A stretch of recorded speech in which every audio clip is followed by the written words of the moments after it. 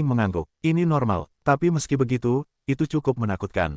Raja Dewa itu kuat. Di wilayah Qin Tianxing, itu adalah pemain top. Namun, jika Anda meletakkannya di sini, itu bukan apa-apa. Ada terlalu banyak. Anda dapat menangkap banyak dari mereka. Lu Ming merasakan urgensi. Kekuatannya saat ini, dikembalikan ke domain Qin Tianxing. Benar-benar sosok tingkat penguasa. Domain Qin Tianxing Raja Dewa 4 kali lipat. Lu Ming percaya diri untuk membunuh. Namun, di kota suci Taixu, dia bukan apa-apa, dan ada terlalu banyak orang yang bisa membunuhnya. Dapat dibayangkan bahwa kekuatan pasukan besar di ibu kota suci Taixu itu luar biasa. Sulit bagi Jingyu untuk membalikkan kasus ini. Lu Ming masih memiliki jalan panjang. Mereka mengikuti pedagang biru dan berjalan memutar. Segera setelah itu, mereka sampai di halaman yang berbeda. Halaman lain ini relatif terpencil, tetapi cukup sunyi. Saya membelinya saat masih di ibu kota Taixu. Karena lokasinya yang terpencil dan areanya yang kecil, rumah sakit itu tidak pernah diambil lagi. Selama masa ini, kami akan tinggal di sini. Kemudian ia membuka gerbang dan masuk. Rumah sakit lain memang kecil, tetapi mereka memiliki berbagai macam fasilitas. Ada lebih dari 10 kamar, yang cukup untuk mereka. Mereka menemukan kamar untuk ditinggali. Keesokan harinya, Lu Ming, hari ini aku akan membawamu ke teman lamaku. Kata Lan Sang. Bagus. Lu Ming mengangguk. Lu Ming, di ibu kota Taixu, kau adalah keturunan Jingyu. Jangan pernah memberitahu orang lain. Setidaknya, sebelum kau memiliki kekuatan yang cukup, jangan beritahu orang lain, kalau tidak kau akan dibunuh. Pedagang biru itu memperingatkan. Baiklah, aku mengerti. Lu Ming mengangguk. Terlebih lagi, Wu Fan, putra penguasa nasional, telah mengincar Linger, jadi dia tidak bisa memperlakukanmu sebagai menantuku di luar, kalau tidak Wu Fan akan mendapat masalah denganmu. Lan Sang mengerutkan kening dan bergumam. Lu Ming juga berharap Lan Sang tidak menganggapnya sebagai menantunya. Baiklah, di masa depan, di depan orang luar, kau harus menjadi muridku. Bagaimanapun, aku ini orang yang tidak berguna dan menerima murid. Orang lain seharusnya tidak terlalu peduli. Jalan komersial, mereka berjalan keluar dari halaman lain dan pergi ke utara, mengobrol sambil berjalan. Teman lamaku adalah keluarga bangsawan besar dari ibu kota suci Taixu, keluarga Guangwu dan ibu kota suci Taixu. Bukan keluarga Jin di kediaman Jiu Jue Tianwang. Keluarga Qin jauh lebih baik daripada mereka. Waktu kami masih muda, ketua klan keluarga Guangwu dan saya tinggal bersama. Di keluarga Guangwu, ada sejenis pil dewa yang disebut pil nirvana. Setelah meminumnya, orang yang berada di setengah langkah alam dewa akan mampu menembus alam dewa sebesar 50% atau 60%.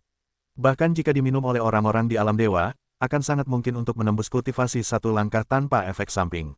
Ini bekerja dengan baik, itu bisa membuat orang yang berada di setengah langkah alam dewa memiliki peluang 50% atau 60% untuk menembus alam dewa, yang sungguh bertentangan dengan langit.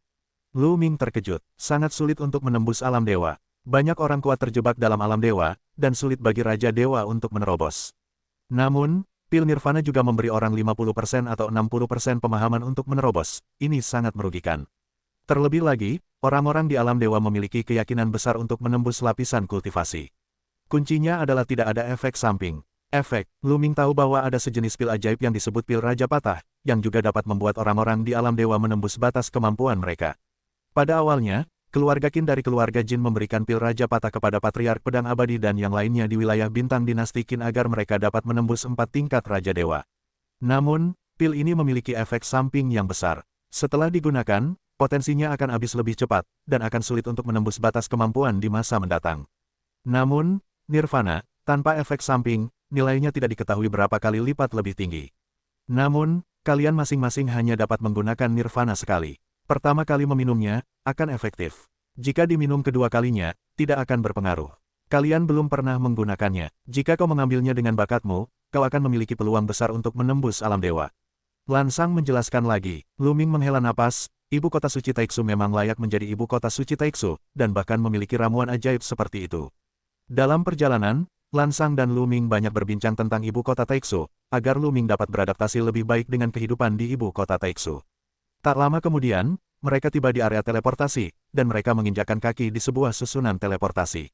Ya, itu adalah susunan teleportasi. Kota suci Taixu terlalu besar, lebih besar dari planet kehidupan, wilayahnya terlalu luas, dan terdapat makhluk hidup yang tak terhitung jumlahnya.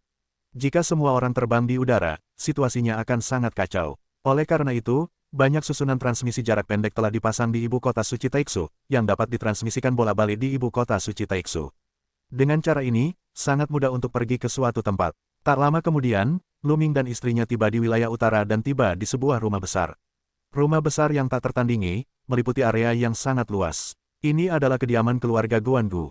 Lan Sang menyampaikan niatnya, dan tentu saja seseorang pergi untuk menyampaikannya. Hahaha, Saudara Lan, aku sudah bertahun-tahun tidak bertemu denganmu.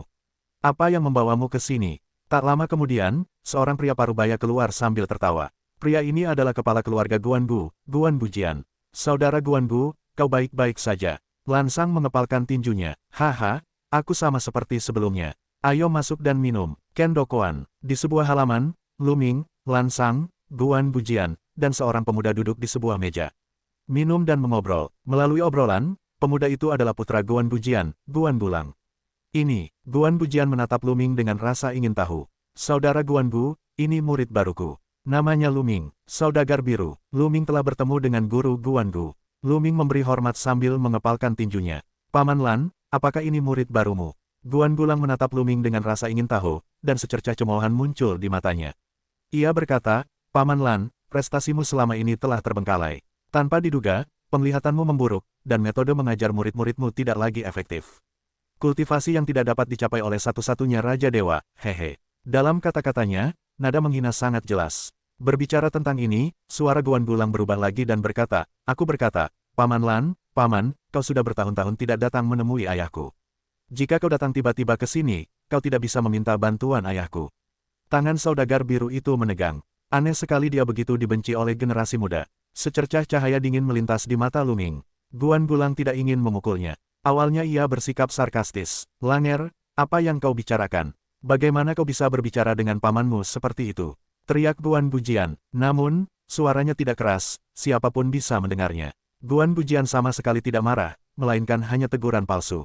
Ayah, anakku salah. Guan Bulang berpura-pura mengakui kesalahannya, tetapi raut wajahnya tampak lebih menghina. Saudara Lan, tidak masalah jika Anda masih muda dan berbicara cepat. Guan Bujian menatap pedagang biru itu dan berkata sambil tersenyum. Ia mengatakan bahwa Guan Bulang, terus terang. Jelas, ia hanya mengatakan bahwa Guan berbicara terus terang, bukan bahwa ia salah. Lan Sang tersenyum getir dalam hatinya dan berkata, Saudara Guangu, keponakan yang baik sekali. Saya benar-benar ingin meminta sesuatu hari ini. Saudara Lan, tidak apa-apa untuk mengatakannya. Wajah Guan tidak berubah. Saudara Guangu, Lan ingin meminjam pil nirvana. Pedagang biru itu langsung ke intinya dan mengatakan niatnya. Apakah Anda ingin meminjam nirvana? Sebelum Guan Bujian berbicara, Guan Bulang melebih-lebihkan dan berteriak. Anda datang ke ayah saya. Anda tidak bermaksud demikian. Anda bahkan ingin meminjam pil nirvana. Tahukah Anda berapa biaya untuk memurnikan pil nirvana? Semua jenis obat-obatan suci yang berharga dan langka, ditambah 9 alkemis. Butuh 99.000 tahun untuk memurnikan satu pil nirvana. Kau mau meminjamnya, kau ingin memberi anak ini makanan dengan meminjam pil nirvana. Dengan segala hormat, anak ini masih setengah langkah Raja Dewa. Sekalipun dia berhasil menembus Raja Dewa, dia tetaplah sampah. Dia tidak akan dipandang rendah oleh istana kerajaan Taiksu. Matilah kau karena ini, teriak Guan Bujianyu lebih keras, penuh penghinaan. Luming dan Lan Sang mengerutkan kening. Langer, sudah cukup, jangan banyak bicara, teriak Guan Bujian lagi. Guan Bulang mencibir dan tidak berbicara. Saudara Lan, Gouzi memang lugas, tapi dia punya pepatah bagus bahwa memurnikan pil nirvana itu tidak mudah, dan tidak banyak keluarga Guangu di keluarga kita. Selain itu, untuk mempersiapkan pembukaan rumah suci kerajaan Taiksu, hampir semuanya sudah habis. Sekarang benar-benar habis. Guan Bujian tersenyum pahit. Tidak ada lagi. Saudagar biru itu semakin mengerutkan kening. Bagus. Tidak ada lagi. Dalam hal ini, Saudara Lan, jika kau benar-benar kesulitan, Senjing akan membuka mulutnya dan mengambil puluhan ribu senjing berkualitas tinggi atau semacamnya. Aku masih bisa mengambilnya. Guan Bujian tersenyum tipis. Saudara Guangu, Lan Sang ingin berkata lebih banyak. Guru, ayo pergi. Pada saat ini, Luming langsung berdiri dan berbalik. Pihak lain jelas tidak ingin memberi mereka pil nirvana, dan mengatakan bahwa puluhan ribu kristal ilahi berkualitas tinggi dikirim sebagai pengemis. Daripada terus dipermalukan oleh pihak lain, lebih baik pergi saja. Lan Sang mendesah dalam hatinya, memberi Guan Bujian tinju bebas, lalu pergi ke udara. Oh, masih ada beberapa potong kesombongan. Dan saudagar biru, orang yang inti bintangnya telah dihapuskan, apakah dia masih saudagar biru saat itu? Kalau kau buka mulut, kau harus jaga dirimu baik-baik, jangan buang air kecil. Guan Bulang mencibir. Guan Bujian pun tersenyum santai. Alih-alih memarahi Guan Bujian, ia malah berkata, Langer, jangan pedulikan hal-hal sepele. Tujuanmu sekarang adalah berlatih keras dan berjuang untuk bergabung dengan suaka kerajaan Taiksu. Kau mengerti, jangan khawatir, ayah, aku 100% yakin untuk bergabung dengan suaka kerajaan Taiksu. Guan Bulang tampak percaya diri. Lu Ming dan Lan Sang berjalan berdampingan dan kembali ke tempat tinggal mereka.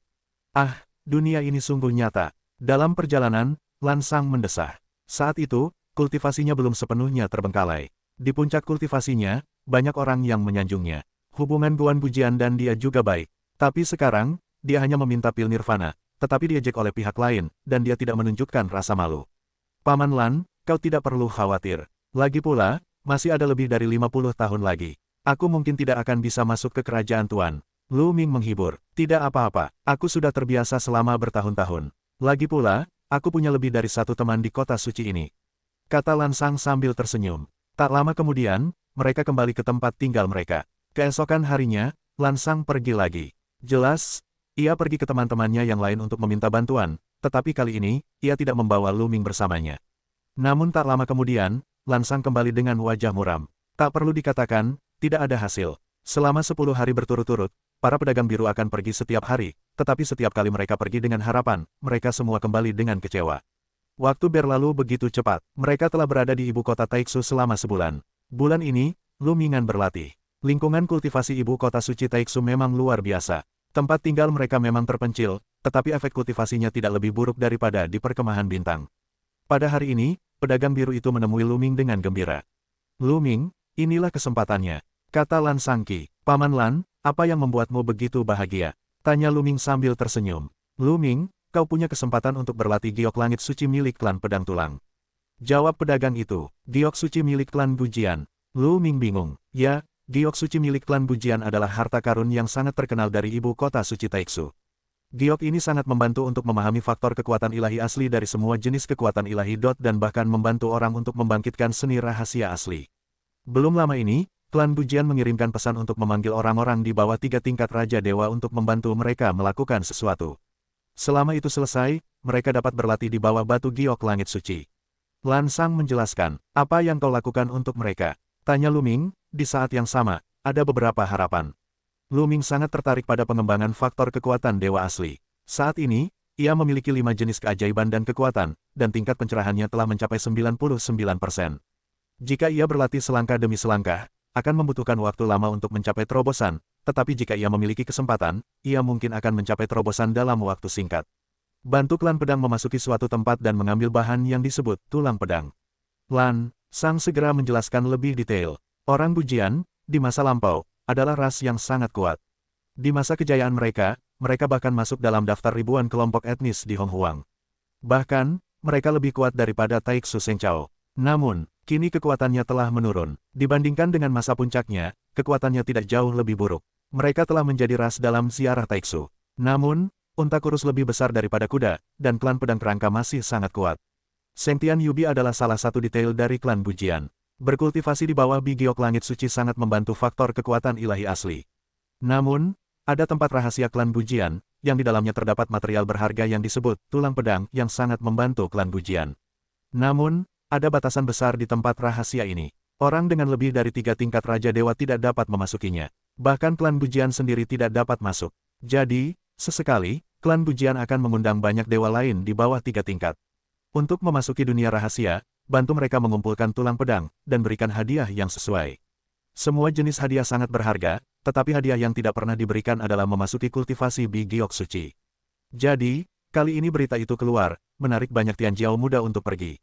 Setelah Lan Sang menjelaskan, Lu Ming mengerti. Ini hanyalah kesempatan bagi orang lain untuk mendapatkan tulang pedang bagi klan pedang tulang, lalu menukarnya untuk berlatih di bawah batu giok suci.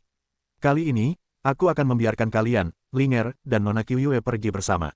Ini kesempatan bagus untuk kalian semua, kata Lu Ming. Bagus, Lu Ming mengangguk. Keesokan harinya, Lan Sang membawa Lu Ming, Qiuyue, dan Lan Ling ke klan Bujian. Klan Bujian adalah kekuatan yang kuat di ibu kota suci Taiksu.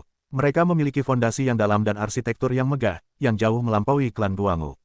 Demikian pula, kekuatannya juga jauh melampaui klan Guangwu. Di depan kami, terdapat bangunan-bangunan seperti pedang ajaib yang berdiri di antara langit dan bumi.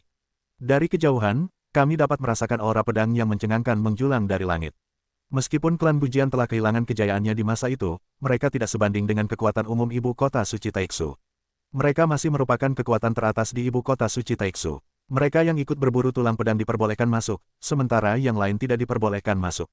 Di depan gerbang besar, Lu Ming dan yang lainnya dihentikan. Kami ikut berburu tulang pedang. Lu Ming melangkah maju. Kalian masuk. Penjaga gerbang melambaikan tangannya. Lu Ming, Qiu Yue, dan Lan Ling masuk. Saudagar biru menunggu di luar. Setelah gerbang, terdapat koridor panjang. Melalui koridor tersebut, kami sampai di arena yang luas. Di sini, banyak orang berkumpul.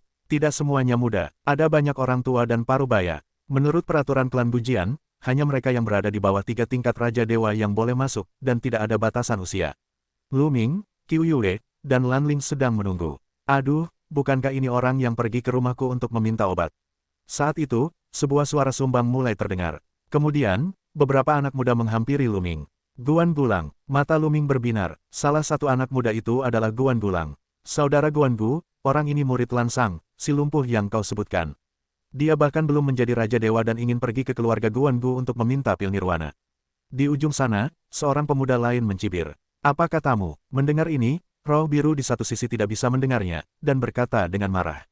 Oh, aku salah. Guan Gulang mencibir, melirik Lan Ling dengan wajah bercanda. Tatapannya jatuh pada Lu Ming, lalu mencibir. Apa? Aku tidak meminta pil nirwana di keluarga Guamuku, tapi aku juga ingin berlatih di bawah batu giok suci. Hahaha. Dengan kultivasi setengah langkahmu di kerajaan dewa, aku jamin, kau tidak akan mati. Gerakan, di sini menarik perhatian orang lain, dan banyak orang meliriknya satu demi satu.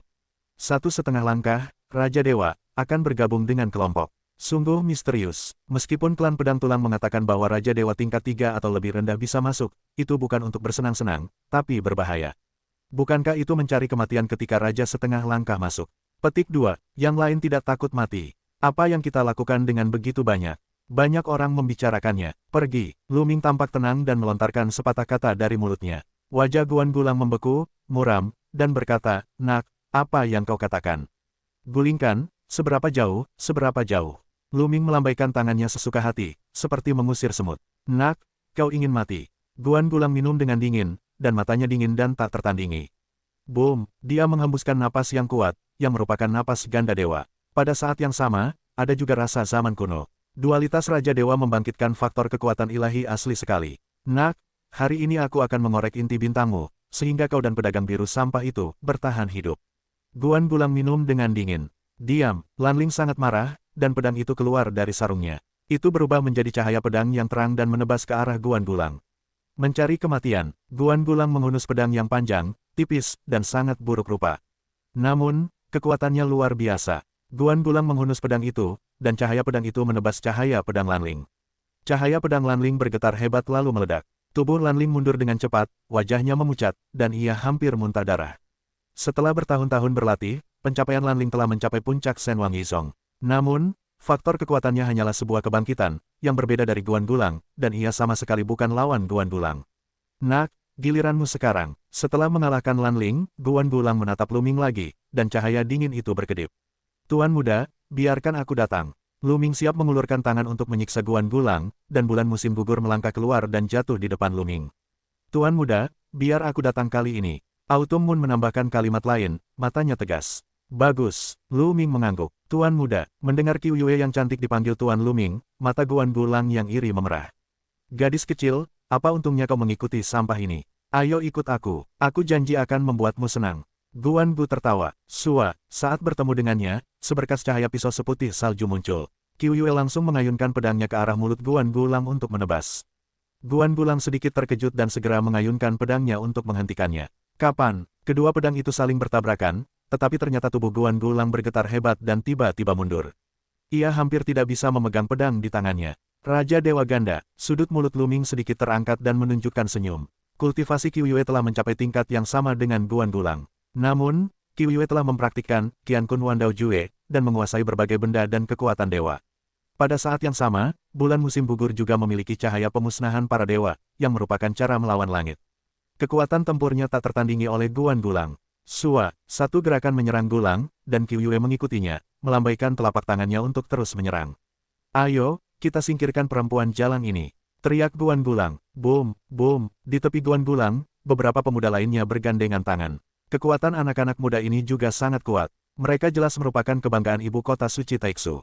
Sebanyak 4 orang, bersama-sama, menuju bulan musim gugur untuk membunuh. Cahaya pemusnahan. Bulan musim gugur bergerak di dalam hatinya, dan cahaya pemusnahan muncul, berubah menjadi parang, menyapu ke segala arah. Boom dan boom. Terdengar 4 ledakan berturut-turut. 4 pemuda, termasuk Guan Gulang, terlempar seperti peluru, batuk darah dan jatuh dengan keras ke tanah. Seberapa kuat, wanita secantik itu, dengan kultivasi yang begitu kuat, dari mana dia muncul? Rumah suci kerajaan Taixu sedang mendekat, dan para Tianjiao dari seluruh dunia telah berkumpul. Sekarang Tianjiao, ibu kota Taixu, sedang menjulang tinggi. Sungguh harimau yang berjongkok, seekor naga yang tersembunyi. Ya, aku telah melihat beberapa Tianjiao dari kediaman Tianwang datang. Di tepi, yang lain menatap bulan musim gugur dengan terkejut. Guan Gulang, beserta 3 pemuda lainnya, semuanya berperan ganda sebagai Raja Dewa, dan telah membangkitkan faktor kekuatan dewa yang asli. Kekuatan semacam ini, di seluruh dinasti suci Taixu, meskipun tidak bisa dikatakan yang terbaik, juga mutlak berada di peringkat teratas. Namun, keempat orang itu bergandengan tangan dan dihancurkan oleh Qiu Yue. Bayangkan betapa dahsyatnya kekuatan Qiu Yue. Sentuh, Qiu Yue menyusul dan menginjak mulut Guan Gulang. Guan Gulang menjerit, mulutnya diinjak-injak, mulutnya penuh darah, dan giginya beterbangan. Wajah Guan Gulang benar-benar berubah bentuk. Beraninya kau memarahi tuan muda. Qiu Yue mendengus dingin, lalu kembali ke Luming. Hebat, seru Luming. Ah, Luming, apa kau hanya bersembunyi di balik wanita? Tanpa wanita ini, aku bisa menghancurkanmu dengan 1 jari. Ah, Guan Gulang berjuang untuk bangun dan berteriak dengan liar. Namun, karena giginya telah copot, ia belum tumbuh dewasa untuk sementara waktu. Saat berbicara, ia dipenuhi air liur yang menetes. Oh, benarkah, kau ingin melawanku? Lu Ming menyeringai. Tepat saat hendak melangkah keluar, tiba-tiba ia merasakan beberapa aura pembunuh dingin menghujaninya. Benarkah? Lu Ming mengerutkan kening dan melihat ke arah mesin pembunuh itu. Di sana, beberapa pemuda berjubah hitam, pucat dan muram, menatap Lu Ming dengan tatapan dingin. Itu dia, pria dari Istana 9 Neraka. Hati Lu Ming tergerak. Lu Ming mengenal salah satu pemuda berjubah hitam itu. Saat itu, di kota kuno Xingyue, Lu Ming bertemu dengan 3 Tianjiao dari Istana Zhouyu Tianwang. 2 di antaranya dibunuh oleh Lu Ming, dan hanya 1 yang selamat. Pemuda di depannya adalah yang kutemui di kota kuno Xingyue. Kebetulan sekali, bisik Lu Ming. Ia tidak keberatan saling memberi tumpangan jika ia tidak tahu bagaimana hidup atau mati. Yah, jumlah orangnya hampir sama. Sekarang kita bisa mulai. Saat itu, sekelompok orang datang dan berbicara dengan keras, dan suara mereka menyebar ke seluruh aula. Kelompok orang ini, tentu saja, berasal dari klan Bujian. Apakah ini klan pedang tulang? Lu Ming melihat ke masa lalu dan tampak terkejut. Orang-orang dari klan Bujian terlihat sangat aneh. Mereka terlihat mirip dengan Terans, tetapi mereka kurus dan tampak seperti kerangka. Namun, di belakang mereka, ada gagang pedang. Ya, itu gagangnya. Gagangnya keluar dari tulang belakang mereka. Konon tulang belakang klan pedang tulang lahir dengan pedang tulang, yang sangat kuat dan menakutkan. Semakin kuat kultivasinya, semakin kuat pula pedang tulangnya. Kali ini, tulang pedang, yang dikumpulkan di tempat rahasia sangat membantu kultivasi klan pedang tulang. Jika tidak, klan pedang tulang tidak akan menawarkan syarat yang begitu menarik untuk meminta bantuan. Ketika orang-orang klan Bujian muncul, para pemuda istana Zhouyu Tian berhenti membunuh. Orang lain juga tertarik pada orang-orang klan Bujian. Guan Gulang bergumam, matanya terus-menerus membunuh kesempatan, membayangkan rencana jahat dalam benaknya. Lu Ming, jangan biarkan aku menemukan kesempatan, atau kau akan mati. Guan Gulang menggertakkan giginya. Tuan-tuan, saya yakin kalian semua mengerti situasinya. Kali ini, kalian memasuki tempat rahasia, di mana terdapat banyak binatang buas. Di tulang belakang binatang buas ini, terdapat sejenis tulang pedang. Tujuan kalian adalah tulang pedang itu. Tulang pedang itu terbagi menjadi 3 warna, hitam, perak, dan emas. Warnanya berbeda, dan kualitasnya pun berbeda. Hitam adalah yang terburuk, emas adalah yang terbaik, dan tulang pedang dihitung berdasarkan berat. 1 jin tulang pedang emas setara dengan 10 jin tulang pedang perak, dan 100 jin tulang pedang hitam. Hanya jika kau mendapatkan 1000 kati tulang pedang hitam, kau bisa berlatih di bawah batu giok suci selama 1 hari. 2000 kati tulang pedang hitam setara dengan 2 hari, dan seterusnya. Orang-orang Bujian menjelaskan. Orang-orang mengangguk, dan mereka sudah tahu itu sebelumnya. Lagi pula, hewan liar di tempat rahasia itu sangat berbahaya dan memiliki daya tempur yang kuat. Jika kau masuk dan mati dalam perang, klan pedang tulang kami tidak akan bertanggung jawab. Jika kau ingin berhenti sekarang, kau bisa berhenti sekarang. Orang kuat dari klan pedang tulang melanjutkan. Tentu saja, tidak ada yang menyerah. Ketika mereka datang, mereka tahu bahwa berburu hewan liar untuk mendapatkan tulang pedang itu berbahaya. Mereka sudah melakukan persiapan psikologis saat datang. Baiklah, karena tidak ada yang keluar, kau bisa memasuki tempat rahasia itu dengan menandatangani namamu di surat keterangan hidup dan mati. Kemanusiaan klan Bujian, lalu mengeluarkan sepasang nyawa dan kematian yang besar. Setiap kali orang datang, ada banyak orang Tianjiao, banyak yang berkepala besar. Jelas, orang-orang klan Bujian takut jika Tianjiao jatuh, kekuatan di belakang pihak lain akan mencari masalah dengan keluarga Gujian. Menandatangani surat kematian berarti sukarela, dan kekuatan-kekuatan itu tidak bisa dikatakan. Mereka semua berbaris, menandatangani surat kematian satu persatu, dan kemudian pergi dari sini di bawah pimpinan orang kuat klan Gujian. Tak lama kemudian, mereka tiba di panggung yang luas, yang di depannya sebuah cermin digantung di udara. Ada jembatan batu yang membentang dari platform menuju cermin. Apakah tempat rahasia itu ada di dalam cermin? Lu Ming tergerak. Benar saja, orang-orang dari klan Gujian membuka mulut mereka dan berkata, tempat rahasia itu ada di dalam cermin ini. Cermin ini adalah harta karun kuno yang diwariskan oleh keluarga pedang tulang kita. Cermin ini memiliki dunianya sendiri, tetapi aku tidak bisa masuk. Masuklah, waktunya setahun. Kalian bisa keluar kapan saja dalam setahun. Setelah itu, beberapa orang tua dan beberapa pria parubaya melangkah keluar dan berjalan menyusuri jembatan batu menuju cermin. Sesekali, klan Gujian akan membuka dunia cermin dan mengundang orang-orang untuk berburu tulang pedang di dalamnya. Beberapa orang bukan yang pertama kali datang, dan mereka sudah familiar dengan jalan tersebut. Semakin dekat orang-orang ini dengan cermin, semakin kecil tubuh mereka. Ketika mereka dekat dengan cermin, tubuh mereka menjadi sekecil debu, lalu menghilang ke dalam cermin. Yang lain mengikuti dan pergi ke cermin. Ayo pergi juga. Lu Mingdao dan Qiu Yue Lanling berjalan menyusuri jembatan batu menuju cermin. Anehnya, semakin mereka mendekati cermin, semakin besar cermin itu terasa. Pada akhirnya, cermin itu seolah menutupi langit. Berdengung, begitu tubuh mereka menyentuh cermin, mereka seolah melewati lapisan gelombang air. Saat berikutnya, Lu Ming muncul di sebuah tangga. Di belakang mereka juga, ada sebuah cermin. Mereka telah memasuki dunia di dalam cermin. Jika kau mendongak, kau dapat melihat dunia tanpa batas di depanmu. Raungan. Di kejauhan, terdengar raungan. Itu monster tulang pedang. Petik 2. Pergi. Banyak orang melayang ke udara dan terbang ke kejauhan. Pergi. Mereka yang datang ke sini melalui cermin melompat ke udara dan terbang ke segala arah untuk memburu monster tulang pedang itu. Lu Ming melihat Guan Gulang menatapnya dengan dingin dan terbang pergi bersama beberapa rekannya. Lu Ming tersenyum tipis, lalu bersama Qiu Yue dan Lanling, mereka memilih arah secara acak dan terbang ke depan. Tak lama kemudian, mereka terbang dan melihat puluhan ribu mil jauhnya. Raungan, raungan, ledakan, ledakan. Selama penerbangan, Lu Ming melihat seekor binatang raksasa bertarung dengan beberapa ahli. Binatang-binatang raksasa ini tingginya ratusan meter. Mereka hanyalah binatang tulang pedang. Prestasi binatang tulang pedang ini tidak tinggi. Mereka terbang jauh-jauh dan menemukan binatang tulang pedang terbanyak. Prestasi mereka semua ada di Senwang Yizong. Namun, binatang tulang pedang ini semua sedang diawasi. Terlalu banyak orang yang datang. Ada lebih banyak serigala daripada daging. Mereka tak punya pilihan selain terbang lebih jauh. Binatang itu terbang puluhan ribu mil. Lihat, binatang tulang pedang. Qiu Yue menunjuk ke depan dan memanggil. Di depan sebuah gunung, beberapa binatang tulang pedang sedang membentuk lengkungan gunung, tempat mereka menggali logam untuk dimakan. Ayo, lakukan, seru Lu Ming. Cepat lakukan, atau binatang tulang pedang itu akan dirampok lagi. Ketiganya berubah menjadi 3 cahaya pelangi dan terbang menuju binatang tulang pedang. Raung, binatang tulang pedang itu menemukan Lu Ming dan melancarkan serangan. Ada potongan-potongan tulang yang berterbangan dari binatang tulang pedang ini.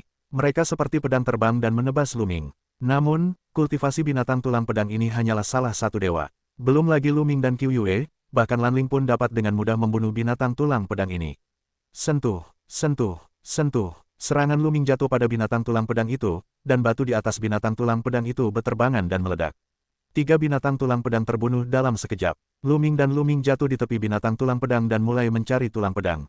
Struktur binatang tulang pedang itu sangat aneh. Ia bukan daging dan darah. Ia terbuat dari batu dan logam. Akhirnya, ketiganya menemukan kerangka hitam seukuran jari di tulang belakang binatang tulang pedang.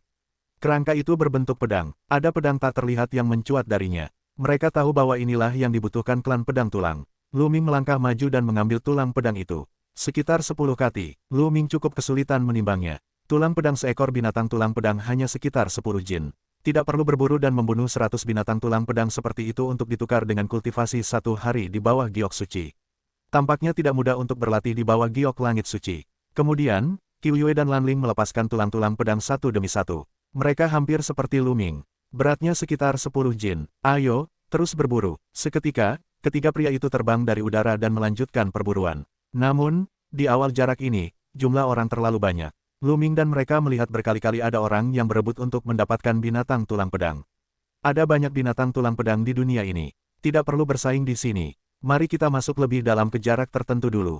Usul Lu Ming. Ketiganya tidak tinggal diam, mereka akan melesat keluar, dan telah terbang menuju kedalaman dunia. Dengan kedalaman mereka, kerumunan juga terus berpencar, dan akhirnya jumlah orang yang tersisa tidak terlalu banyak. Ada satu lagi di depan. Seru Autumn Moon terkejut. Di depan mereka, setidaknya ada 5 atau 6 binatang tulang pedang. 3 orang terbang ke depan dan membunuh mereka. Lalu mereka terus mencari. Dengan jumlah orang yang lebih sedikit, akan jauh lebih mudah untuk menemukan binatang tulang pedang. Selanjutnya, mereka dapat menemukan binatang tulang pedang dari waktu ke waktu. Binatang tulang pedang ini tidak hanya akan berada di tanah, tetapi juga bersembunyi di bawah tanah. Tubuh mereka seperti campuran batu dan logam. Misalnya, ketika mereka tidur, mereka bersembunyi di dalam tanah. Terkadang ketika mereka dikalahkan, mereka akan pergi ke bawah tanah, yang merupakan hal yang merepotkan. Mereka harus meraba dengan saksama sebelum mereka dapat menemukan binatang tulang pedang itu. Dengan cara ini, setelah lebih dari sehari, masing-masing dari 3 Luming mendapatkan sekitar 500 jin tulang pedang hitam, yang dapat diolah selama setengah hari di bawah batu giok langit suci. Raungan, 3 orang sedang mencari binatang tulang pedang di gunung tandus. Tiba-tiba, terdengar raungan, dan kerikil di tanah pecah. Cakar tajam mencengkeram Lanling. Cakar itu sangat kuat. Lanling terkejut dan dengan cepat mengayunkan pedangnya untuk melawan. Kapan? Cakar tajam itu membombardir pedang pertempuran Lanling, tetapi kultivasi Lanling tidak dapat menahannya. Tubuhnya bergetar hebat dan meledak. Kemudian, seekor binatang tulang pedang bergegas keluar dari tanah. Binatang tulang pedang ini berbeda dari yang mereka temui sebelumnya. Jauh lebih kecil. Di hadapan binatang tulang pedang, tingginya sekitar 100 meter, tetapi di hadapannya, tingginya hanya 20 meter. Raja Dewa 3, mata Luming berkilat. Ia merasakan bahwa kultivasi binatang tulang pedang itu adalah 3 Raja Dewa. Pantas saja kultivasi Lanling tak tertahankan dan langsung hancur berkeping-keping. Alam Dewa, kultivasi tingkat tinggi, kekuatannya akan meningkat pesat. Itu bukan sesuatu yang bisa dilakukan hanya dengan beberapa trik sederhana. Lanling memiliki bakat yang tinggi, dan kekuatan sihir serta rahasianya juga sangat kuat, dan ia telah membangkitkan faktor kekuatan ilahi aslinya. Meskipun demikian, ia paling-paling hanya dapat menekan atau membunuh Raja Dewa biasa, tetapi ia benar-benar kalah telak di hadapan Raja Dewa 3. Raungan, binatang tulang pedang meraung, lalu ia pergi untuk membunuh Lanling. Begitu Luming melangkah keluar, ia berhenti di depan binatang tulang pedang. Dengan satu pukulan, seekor naga bercakar 9 berkumpul dan menyerbu ke arah binatang tulang pedang, bertabrakan dengan cakar tajam binatang tulang pedang. Dengan ledakan tumpul, binatang tulang pedang mundur berturut-turut. Bunuh, Luming berteriak pelan, dan tinjunya meledak berturut-turut. Sebanyak 36 naga bercakar 9 keluar dan membunuh binatang tulang pedang. Setelah serangkaian ledakan, binatang tulang pedang itu sudah terluka dan tergeletak di tanah tanpa napas. Dengan kekuatan Luming saat ini, tidak sulit untuk membunuh Raja Dewa 3 biasa. Ia tidak perlu menampilkan jurus rahasia aslinya. Tentu saja, pada hari pembukaan kuil kerajaan Taixu, lawan yang akan dihadapinya bukanlah dewa biasa, tetapi semuanya adalah Tianjiao tingkat atas. Lalu, siapa yang ingin kau menyelamatkanku? Aku bisa mengatasinya sendiri. Lanling terbang mendekat, dengan keras kepala. Bersihkan noda darah dari mulutmu. Luming tersenyum. Lanling mendengus lagi dan berhenti bicara. Luming maju dan mengambil tulang pedang dari binatang tulang pedang itu. Perak. Luming senang. Tulang pedang dari binatang tulang pedang ini berwarna perak, dan beratnya tidak ringan. Beratnya 30 jin. Tulang pedang perak 30 jin sama dengan tulang pedang hitam 300 jin. Luming menyimpannya tanpa sopan. Ia tidak akan berdiskusi dengan Lanling tentang pembagian yang sama rata. Ia ingin membaginya dengan Qiuyue. Selanjutnya, mereka lebih berhati-hati. Karena ada binatang tulang pedang dari 3 Raja Dewa, pasti akan ada yang kedua, ketiga. Benar saja, dari area ini, level binatang tulang pedang telah meningkat pesat. Tidak hanya Raja 1, Raja 2, dan Raja 3. Kecepatan pengumpulan mereka telah meningkat pesat. Dalam sekejap, mereka telah berada di sini selama sebulan. Pada hari ini, mereka terbang mencari binatang tulang pedang, dan tiba-tiba berhenti. Karena beberapa pemuda di depan mereka menghalangi jalan mereka. Itu dari kediaman Zhou Yu Tianwang.